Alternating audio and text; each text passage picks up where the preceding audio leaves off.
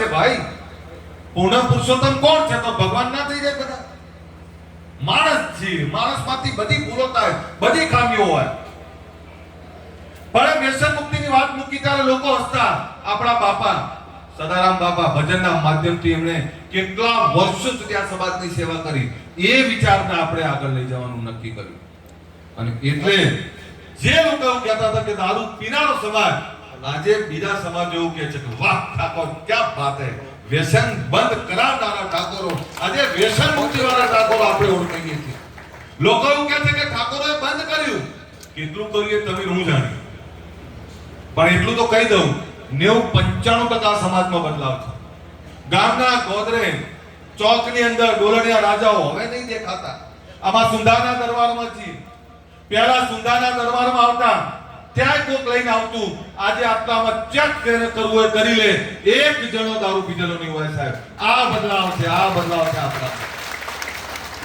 લોકો આજે એવું કહે છે કે ઠાકોરે છોડી દીધું. આપણે સુધરવાની જરૂર છે. આપણે નથી ઈચ્છતા કે ગુજરાતના કોઈ પણ વર્ગમાં દારૂ આવે. બીજી વાત, જ્યારે શિક્ષણની કરી ત્યારે લોકોને શંકા કુશંકાઓ હતી. પણ આજે સમાજમાં શિક્ષણની ભૂખ લાગી છે અને આજે સમાજ એક થઈને કામ કરી રહ્યો છે.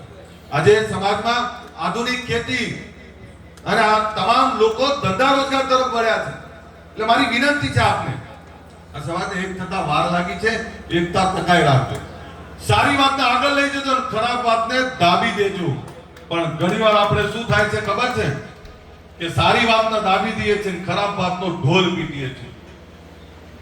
હું આપ બધાને કહું છું, આ સમાજની આગની પેઢીની ચિંતા કરવાની જવાબદારી આપણી છે. એટલે એકતા ટકાઈ રાખો.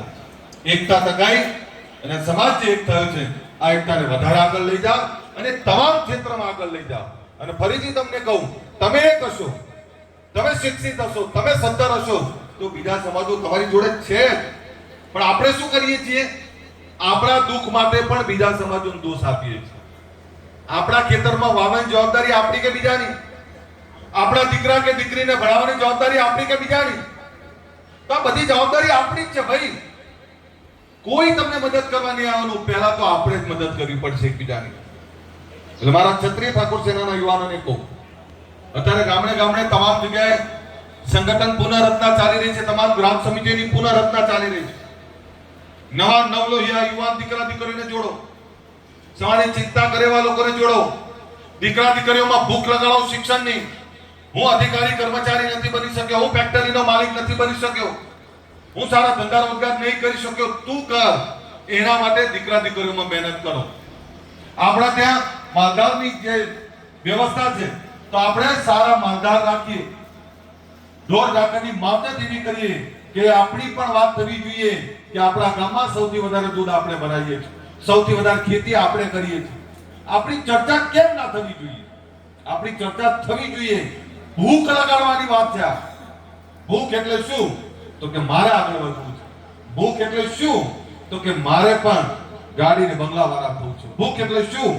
તો કે મારા દીકરા દીકરીને અધિકારી કર્મચારી બનાવવા છે. ભૂખ એટલે શું? મારા પરિવારની 7 પેઢીની ચિંતા દૂર કરવી છે.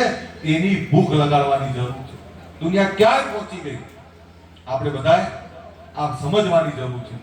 આ રાજસ્થાન કે આ ગુજરાતની બહાર પણ આખો દેશ છે અને આ દેશની બહાર આખી દુનિયા છે. દીકરા દીકરીઓને વિદેશ અભ્યાસ, વિદેશ નોકરી માટે મોકલો. સરકાર 15 લાખ રૂપિયા આપે છે, આપણે એનો લાભ લઈએ. સરકારની યોજનાનો લાભ કેમ ના લઈએ? આપણા માટેના પૈસા છે. અને યુવાનોને કહું છું, દરેક વર્ગ માટેની યોજના પરિચોના લાભ આપણા માણસો સુધી પહોંચાડવાનો પ્રયત્ન કરો. આજે આગેવાનો મચી રહ્યા છે. જે આગેવાનો કોઈ એવું કે આગેવાનો શું કર્યું? આ આગેવાનોની ભૂખ હતી ને એટલે એમના દીકરાઓમાં ભૂખ લાગી. આપણા બાપાઓ આપણને ના દેખાડ્યું હોત તો આ સમાજની ચિંતા આપણે ના કરતા હોત. આપણા બાપાઓના કારણે, આ દોડી પાઘડી વાળા આ આગેવાનોના કારણે આજે અમે આ સમાજની આટલી બધી ચિંતા કરી શકીએ. ત્યારે એમને પણ નમન